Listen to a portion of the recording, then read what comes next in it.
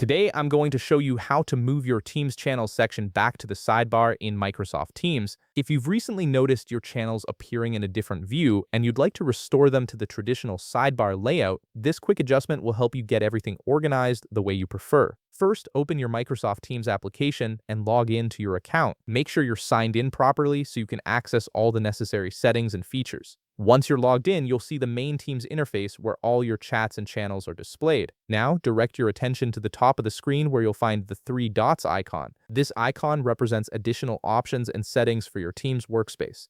Go ahead and click on those three dots. When you do, a drop-down menu will appear with several choices. From this menu, look for the option labeled Chats and Channels and click on it. This is the key setting that controls how your chats and channels are displayed in Teams. After clicking Chats and Channels, a new section will appear showing you the current viewing mode.